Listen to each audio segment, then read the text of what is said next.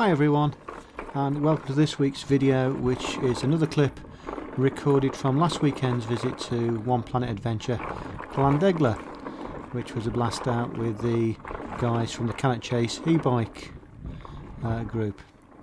So this clip is Dave the Fox, and as a lot of you will notice, it's changed quite a lot over the last few months, and perhaps a bit more Basil brush than Dave the Fox now.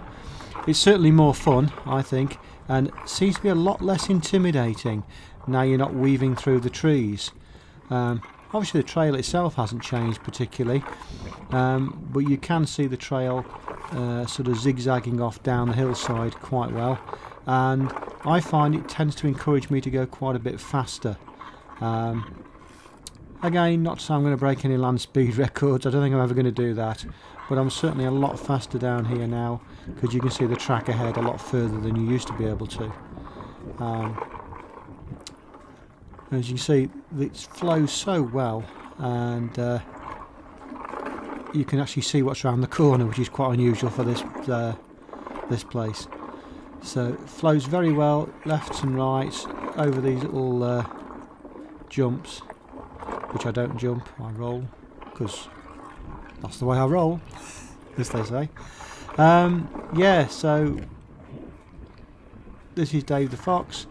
All runs rather well, takes you down the hillside beautifully, and I'm sure I could get a lot faster than this if I'm honest. It's certainly nothing to be frightened of going down here.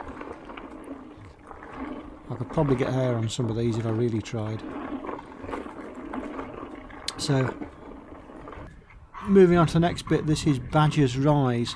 This is the next section on from Dave the Fox, and it starts off with a bit of a climb, which I'm sure you're not interested in. We sort of zigzags up the hill to match pretty much what you came down on Dave the Fox, and then start to zigzag down here again. Not so many sort of jumpy features on this one as there is on Dave the Fox. It flows rather well, and again, with all the forestry work that's been going on and the clear felling, you can see quite a long way ahead as to where the trails go on this one.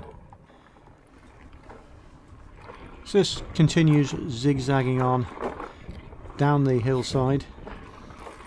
I did start this section following some of the other guys in, but they're significantly faster than me, so they've disappeared off into the distance, and I think it was about half an hour later when I caught up with them. So yeah, so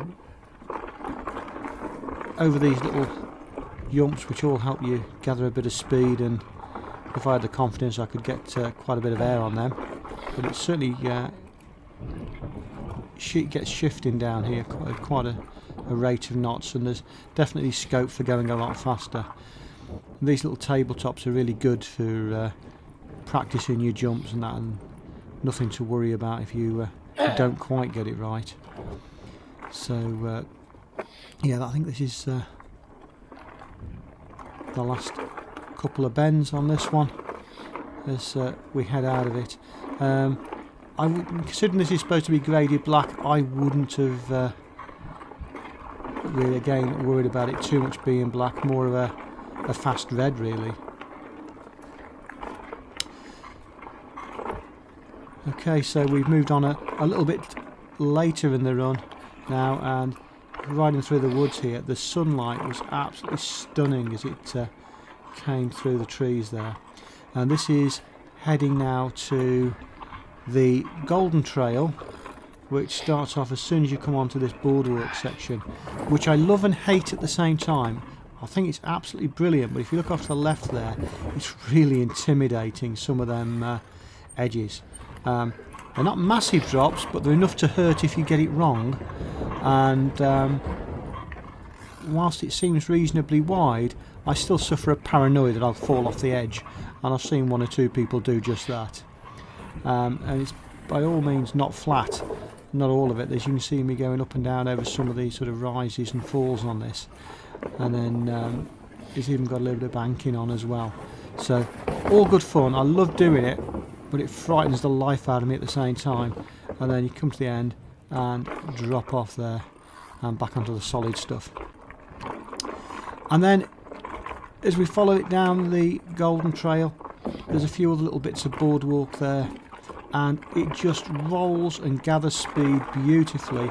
And it's say, having ridden through all the Clearfell sections, it's so good to be riding through the trees, and so there's some nice little features there that you can get a bit of air on, and some I'm doing, and not all of them yet, but I'm getting there, I'm getting better, I think, although some of you will probably have a different view on that. And it just runs so well, and so you can clock up a fair bit of speed. I think I got over 20 mile an hour at one stage. I know some of the other guys said they were doing in the 30 mile an hour range, or I've not got quite that level of confidence yet in my riding. So thanks very much for watching, folks. Please think about bopping the like button, it all helps, and I'll see you on the next one.